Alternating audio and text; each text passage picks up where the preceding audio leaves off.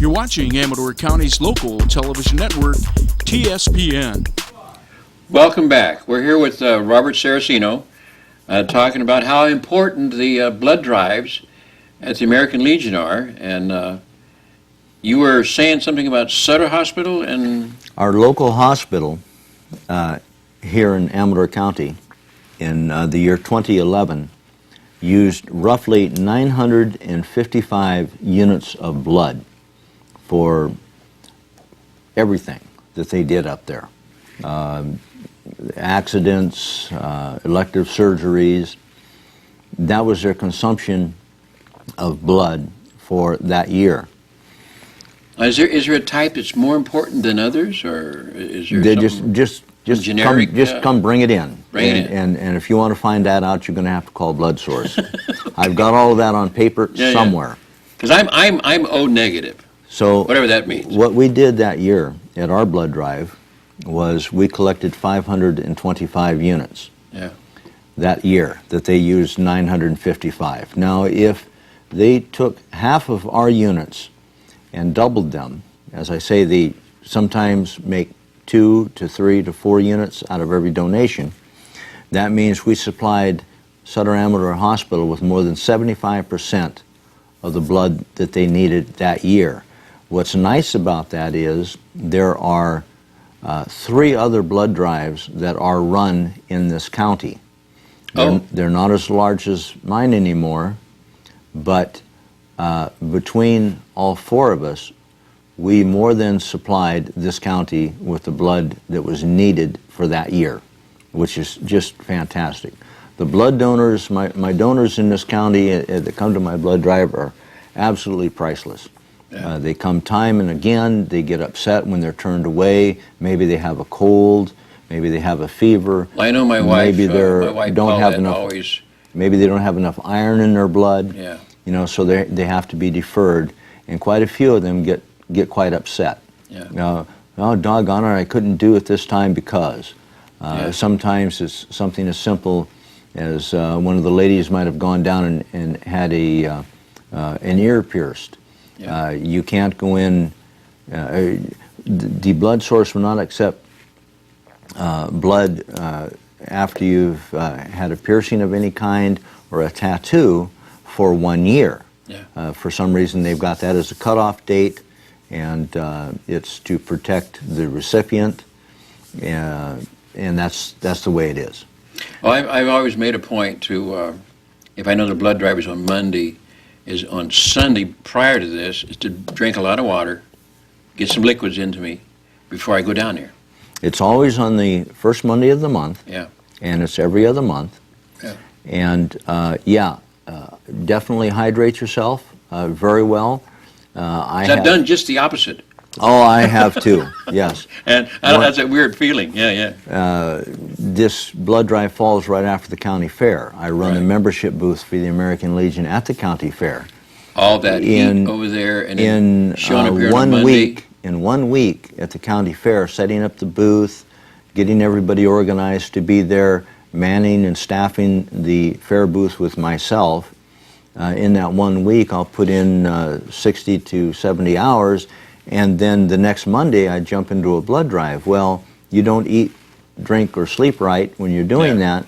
Yeah. And I went into this for this one donation. I blacked out in the chair, panicked the girls quite a bit.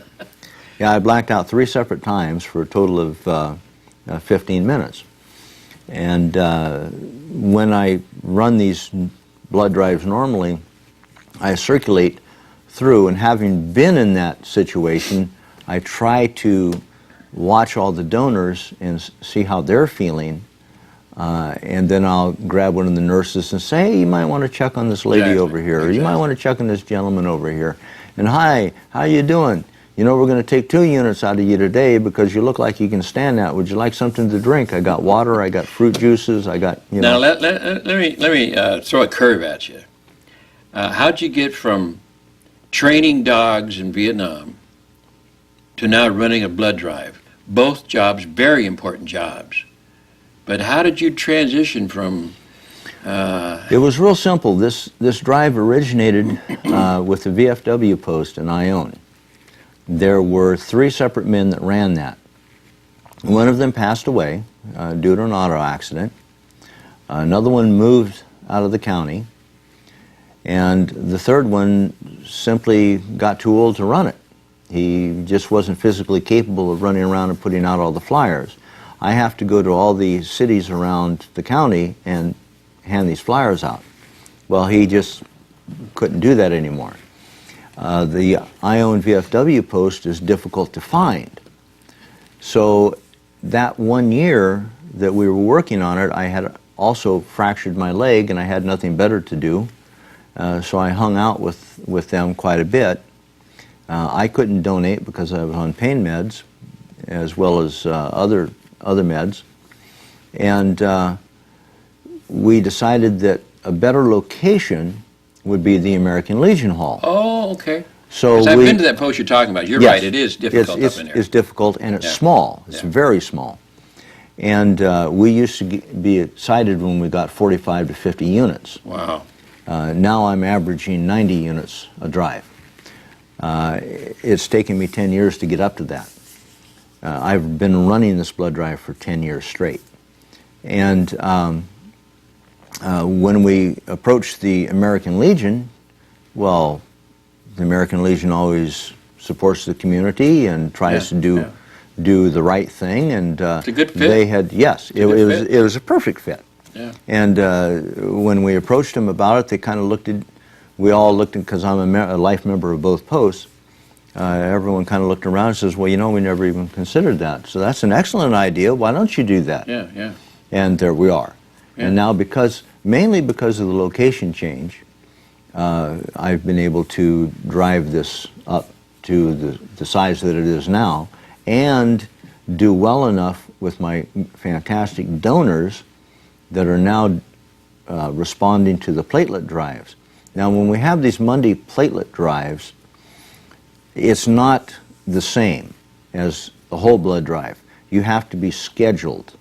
You have to... Oh, you just don't walk in there and sign and go sit down? No, you Those can't. Guys? No.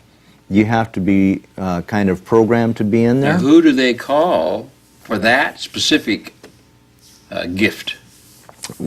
At the regular whole blood drives, we have 2 of the machines, and people will ask questions like, what's that machine, what's that guy doing hooked up over there? Yeah.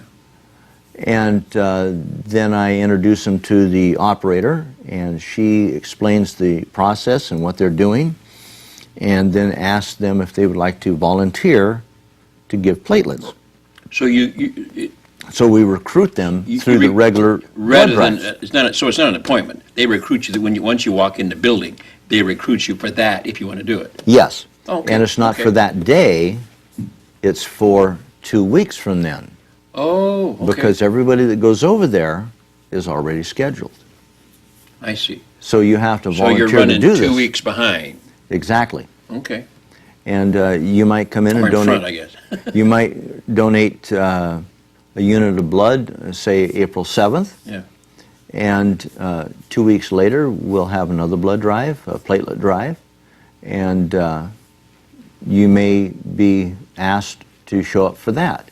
And the interesting thing is they can take 1, 2, or 3 units out of you of platelets.